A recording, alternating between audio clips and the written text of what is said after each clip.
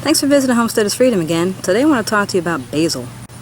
It's wonderful to use fresh inside your spaghetti sauces or throw it onto your pizzas, or also to dehydrate it and use it as a dried herb for seasonings and other dishes. Basil is quite easy to grow, and it's pretty much a set it and forget it type of a plant.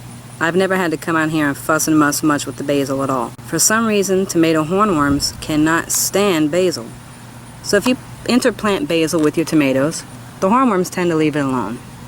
I've been planting basil next to my tomato plants for about 2 or 3 years now, and I've never had a problem again with hornworms. So those are just a few things that I'd like to share with you about this versatile basil plant. So how do you care for your basil plant? How do you trim it? How do you collect the leaves for harvesting so that you're ensuring that you're not damaging the plant, so that you still can continue to grow more leaves and continue to have the plant flourish?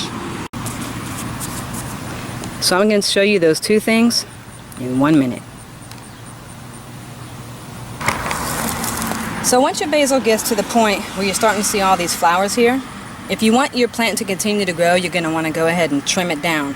So the way you do that is just by removing the flowers off of the top. And you can do that on each one of these, and what will happen is that the leaves will start to grow back and they'll get bigger, and then you'll have new flower stalks that come out on the top. The second thing I want to show you is the proper way to thin your plant.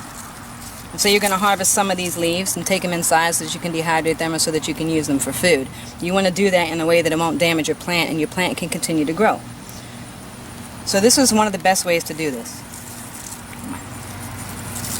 If you look down here, you'll see that this top piece of the plant is what I want to take.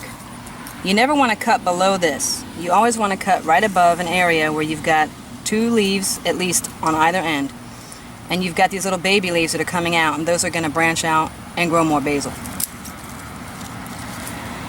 If you see how this one looks, and now you see how this one looks, it's down there.